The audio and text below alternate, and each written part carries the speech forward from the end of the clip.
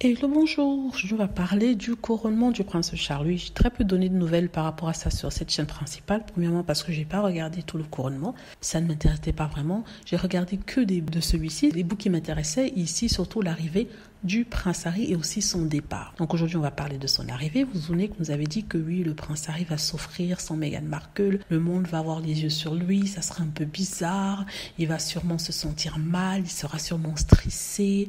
Oh le pauvre Harry, mais il a bien cherché. Donc finalement, il est arrivé, il est venu, comme il avait promis, de venir rendre hommage à son père, faire acte de présence parce qu'il est le fils, non seulement parce qu'il est le fils de Charles, mais parce qu'il est aussi le 5e sur la ligne vers le trône d'Angleterre. Donc, constitutionnellement, il avait besoin d'être là, il se devait d'être là. C'est le cas aujourd'hui. Donc, on a vu le prince Harry déjà arriver tout seul dans sa propre voiture, n'était pas accompagné de quelqu'un. Il a ensuite rejoint un groupe formé par les York, c'est-à-dire les 2 sœurs York avec leur mari, et aussi avec leur père, le prince Andrew.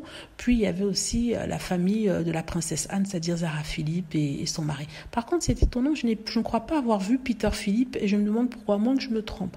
Mais bon, je vais revenir dessus. Il est rentré avec le groupe, il parle avec le mari de Eugénie et aussi le mari de Béatrice, Eduardo Mapello Mozzi. Ils étaient très chaleureux avec eux. Vraiment, c'est ce groupe de personnes-là qui l'accueillent chaleureusement.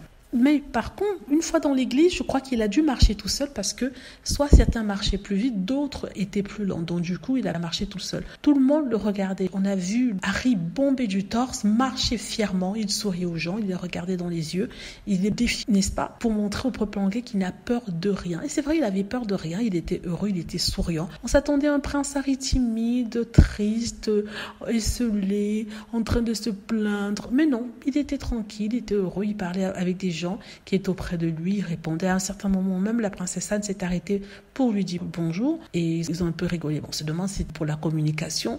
Je ne sais quel message ils essaient de passer. En tout cas, moi, j'étais contente de le voir. J'avais attendu ce moment-là. Je voulais voir l'arrivée de Harry et je voulais voir le départ d'Harry. C'est la seule chose qui m'intéressait.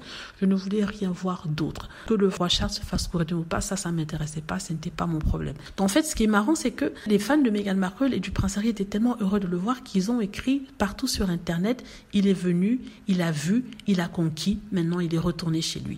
Donc, c'était vraiment les 4 paroles-là qui décrivent vraiment le sentiment qu'on a eu en regardant le prince Harry. Il est venu, il a vu, il a conquis, il s'en est allé. Voilà.